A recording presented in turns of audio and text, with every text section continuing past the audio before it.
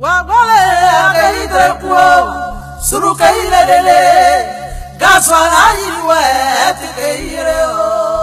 avoir foi en ce qu'on fait.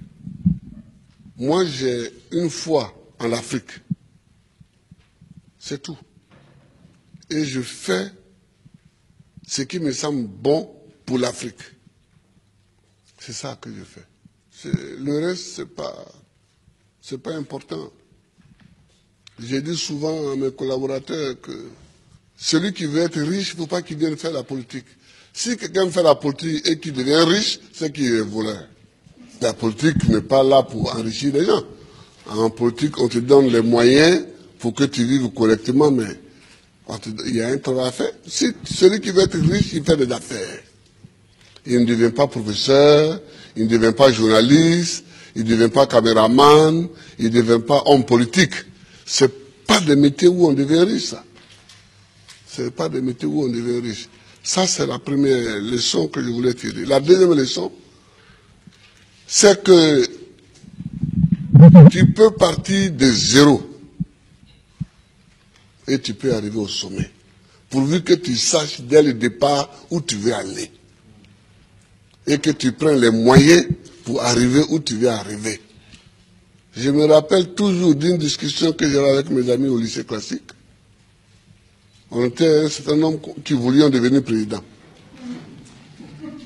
Chacun dit va devenir président. Et il y en a un qui m'a dit, moi je vais d'abord faire les affaires, parce que sans argent on ne peut pas faire la politique, on ne peut pas devenir président. Et je lui ai dit, moi, c'est parce que je ne vais pas faire les affaires, que je vais être pauvre, que je vais avoir les mains propres et que je vais devenir président. Aujourd'hui, mon ami, il a eu beaucoup d'argent, effectivement. Il a beaucoup d'argent, mais il n'est jamais devenu président. Il n'a jamais même été candidat. Voilà, il n'a jamais été candidat. C'est-à-dire qu'il faut savoir ce que tu veux longtemps à l'avance. C'est-à-dire qu'il ne faut pas découvrir les situations de façon opportuniste. Il faut savoir ce que tu veux être, ce que tu veux faire. Et tu te traces ta ligne de conduite. Donc tout ce que tu fais dans la vie, moi j'ai fait histoire pour devenir président. Sinon, la bourse qu'on m'a donnée pour aller en France, c'était pour faire professeur de latin et grec. Quand j'ai commencé vraiment à militer, je me suis rendu compte qu'il me manquait l'histoire de l'Afrique pour poursuivre ma route. J'ai changé. J'ai changé. Et j'ai fait histoire parce que c'est ça qui me manquait pour connaître d'où on vient et où on peut aller en connaissant d'où on vient. Je vois des gens qui découvrent qu'il y a un fauteuil à côté, ils peuvent s'asseoir dessus. On ne s'assoit pas dessus comme ça. Le fauteuil, il est à côté, il semble vide, mais il a un propriétaire.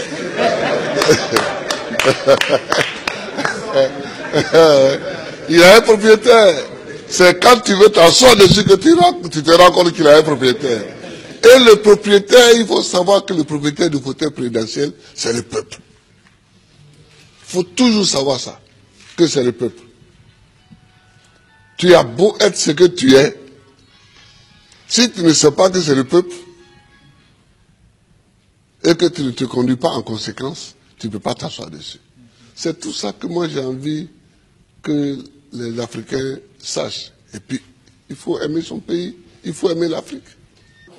Le président Laurent Gbagbo a aussi donné le sens de son combat pour l'émancipation et la dignité des Africains qui ont aussi droit, selon lui, à vivre heureux dans leur pays, qui regorge des richesses inestimables. L'Afrique est une terre qui a subi tellement d'épreuves. Je ne sais pas si dans le monde, il y en a qui ont subi autant d'épreuves que nous. Les Juifs aussi ont subi beaucoup d'épreuves. Mais nous, les Noirs africains, tout le monde s'est assis sur nous. Esclaves. Esclaves de maison. Esclaves de la traite négrière. Colonisés. Torturés culturellement. Parlant les langues des autres. Tout ça. décoloniser. Mais nous, on a des grands combats à mener.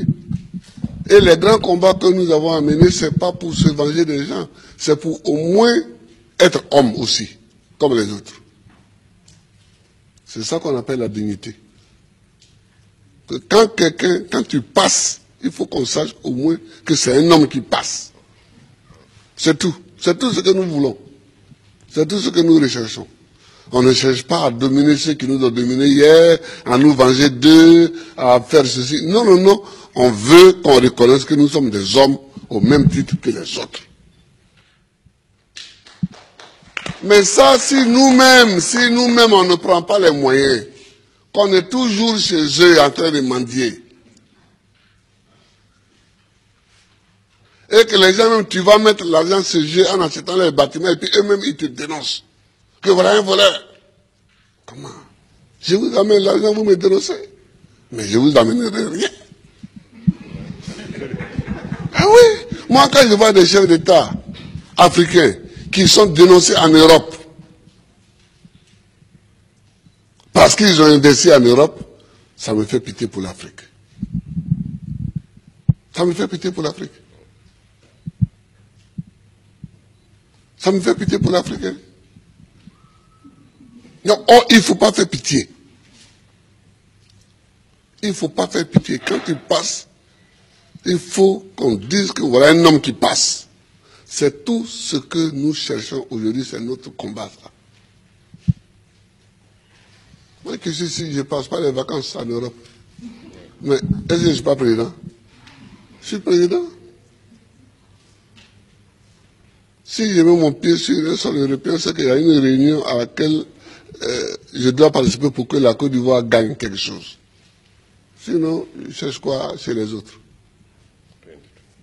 Je ne cherche pas quelque chose chez les autres. Si Dieu m'a mis au monde ici, c'est que dans mon environnement ici, il y a tout ce qu'il faut pour que je vive. Mon combat, c'est pour la dignité. C'est pour la dignité. C'est pour que nous effacions tous les siècles passés, les traces de tous les siècles passés, les traces de l'esclavage, les traces de la colonisation, les traces du pillage, les traces du travail forcé, les traces de la chicote. C'est pour qu'on efface tout ça.